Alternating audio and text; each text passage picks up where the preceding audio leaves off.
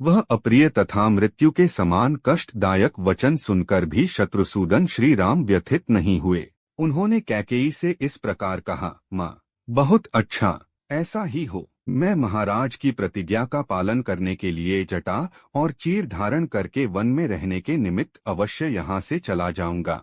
परंतु मैं यह जानना चाहता हूँ कि आज दुर्जय तथा शत्रुओं का दमन करने वाले महाराज मुझसे पहले की तरह प्रसन्नता पूर्वक बोलते क्यों नहीं हैं? देवी, मैं तुम्हारे सामने ऐसी बात पूछ रहा हूँ, इसलिए तुम्हें क्रोध नहीं करना चाहिए। निश्चय चीर और जटा धारण करके मैं वन को चला जाऊंगा, तुम प्रसन्न रहो। राजा मेरे हितैषी, गुरु, पिता और कृतज्ञ हैं। इनकी आज्ञा होने पर मैं इनका कौन सा ऐसा प्रिय कार्य है जिसे निशंक होकर न कर सकूं। किंतु मेरे मन को एक ही हार्दिक दुख अधिक जला रहा है कि स्वयं महाराज ने मुझसे भरत के अभिषेक की बात नहीं कही। मैं केवल तुम्हारे कहने से भी अपने भाई भरत के लिए इस राज्य को, सीता को, प्यारे प्राणों को तथा सारी संपत्ति को भी प्रसन्नता पूर्वक स्वयं ही दे सकता हूँ। फिर यदि स्वयं महाराज मेरे पिताजी आज्ञा दें और वह भी तुम्हारा प्रिय कार्य करने के लिए, तो मैं प्रतिज्ञा का पालन करते हुए उस कार्य को क्यों नहीं करूँगा। तुम मेरी ओर से विश्वास दिलाकर इन लज्जाशील महाराज को आश्वासन दो। ये पृथ्वीनाथ पृथ्वी की ओर दृष्टि किए धीरे धीरे आंसू क्यों बहा रहे हैं। आज ही महाराज की आज्ञा से दूत शीघ्रगामी घोड़ों पर सवार होकर भरत को मामा के यहाँ से बुलाने के लिए चले जाएं।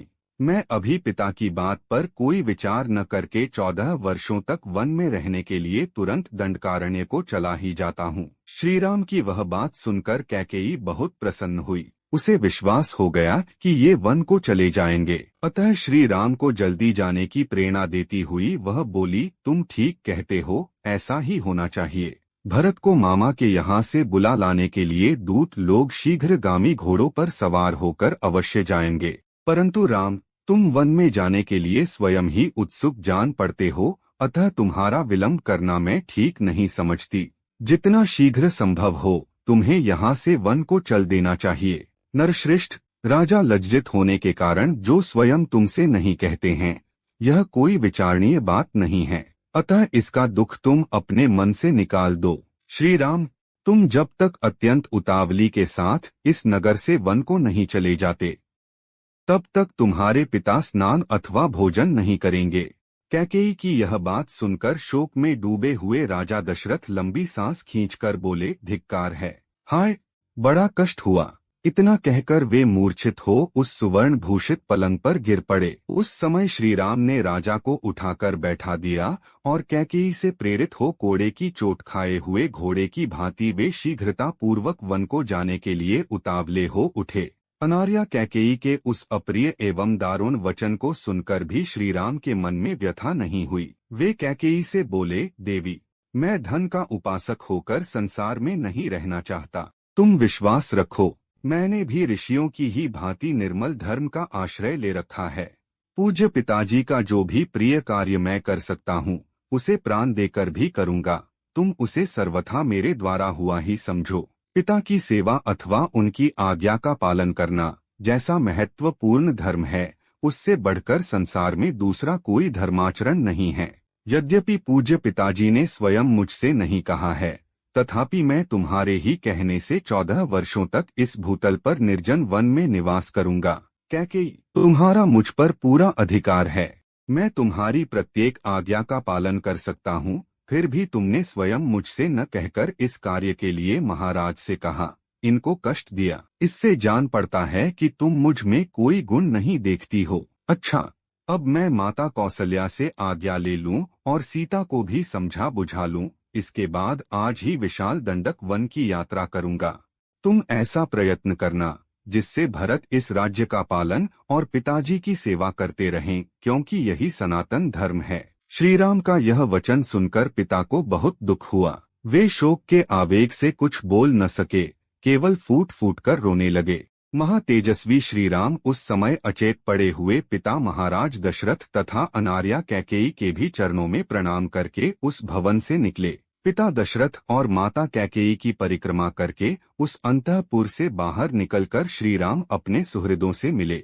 सुमित्रा का आनंद बढ़ाने वाले लक्ष्मण उस अन्याय को देखकर अत्यंत कुपित हो उठे थे। तथापि दोनों नेत्रों में आंसू भरकर वे चुपचाप श्री रामचंद्र जी के पीछे पीछे चले गए। श्री रामचंद्र जी के मन में अब वन जाने की आकांक्षा का उदय हो गया था, अतः अभिषेक के लिए एकत्र की हुई सामग्रियों की प्रदक्षिणा करते हुए वे धीरे धीरे आगे बढ़ गए। उनकी ओर उन्होंने दृष्टिपात नहीं किया। श्रीराम अविनाशी कांति से युक्त थे, इसलिए उस समय राज्य का न मिलना उन लोक कमनीय श्रीराम की महती शोभा में कोई अंतर न डाल सका, जैसे चंद्रमा का क्षीण होना उसकी सहज शोभा का अपकर्ष नहीं कर पाता है। वे वन में जाने को उत्सुक थे और सारी पृथ्वी का राज्य छोड़ रहे थे, फिर भी उनके चित्त में सर्वलोकातीत जीवन मुक्त महात्मा की भांति कोई विकार नहीं देखा गया। श्रीराम ने अपने ऊपर सुंदर छत्र लगाने की मनाही कर दी। डुलाए जाने वाले सुसज्जित चवर भी रोक दिए। वे रथ को लौटाकर स्वजनों तथा पूर्वासी मनुष्यों को भी विदा करके आत्मीय जनों के दुख से होने वाले दुख को मन में ही दबाकर इंद्रियों को वश में करके यह अप्रिय समाचार सुनाने के लिए माता कौसल्या के महल में गए। उस समय उन्होंने मन को पूर्णतः वश में कर रखा था। जो शोभाशाली मनुष्य सदा सत्यवादी श्रीमान राम के निकट रहा करते थे, उन्होंने भी उनके मुख पर कोई विकार नहीं देखा। मन को वश में रखने वाले महाबाहु श्री राम ने अपनी स्वाभाविक प्रसन्नता उसी तरह नहीं छोड़ी थी, जैसे शरद काल का उद्दीप्त किरणों वाला चंद्रमा अपने सहज तेज का परित्याग नहीं करता है। महायशस्वी धर्मात्मा श्री राम मधुरवाणी से सब लोगों का सम्मान करते हुए अपनी माता के समीप गए। उस समय गुणों में श्री राम की ही समानता करने वाले महापराक्रमी भ्राता सुमित्रा कुमार लक्ष्मण भी अपने मानसिक दुख को मन में ही धारण किए हुए श्री राम के पीछे पीछे गए।